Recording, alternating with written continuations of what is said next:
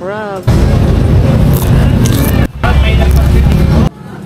Ibang uri naman ng merienda ang tinry namin dito sa may food park. Sa may Barangay Burgos, Montalban, Rizal. Meron ditong crispy crablet, chicharong bulaklak, balat ng manok, hipon, calamares at pritong isaw. Yung presyo nito ay depende sa size ng cup ng pipiliin mo. Yung pinili namin, yung pinakamaliit nila na 50 pesos. Kapag o-order kayo sa kanila, ipiprito nila ito ulit para lalo itong maging crispy. Panalo nga rin pala yung suka nila dito na napakaanghang. Tingnan nyo naman yung itsura. Sakto ito sa malutong-lutong at mainit-init na bibilhin nyo sa kanila. Itong crispy crablets nga pala yung una naming tinry. First time lang kasi naming makakakain ito at gusto naming malaman kung ano bang lasa nito. Ang sabi sa amin, wala daw tapon dito kasi lahat pwede nyong kainin. Isusubo mo na lang talaga tong mga crablets.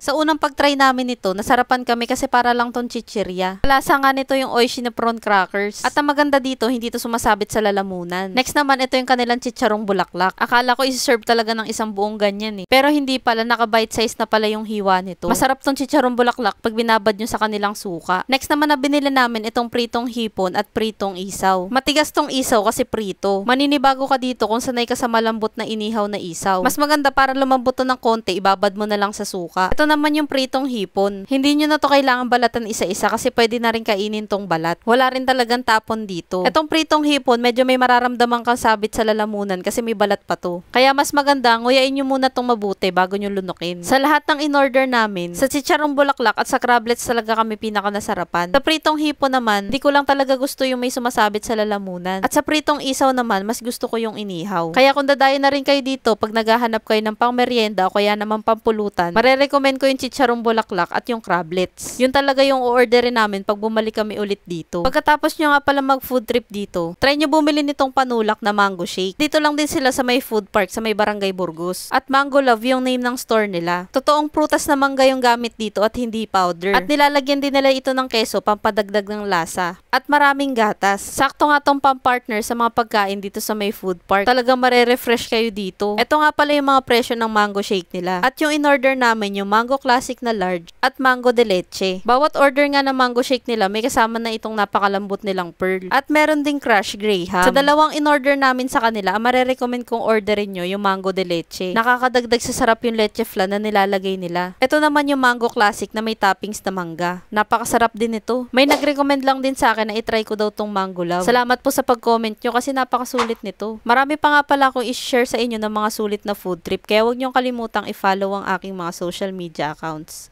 Yun lang, maraming salamat sa panonood. Bye!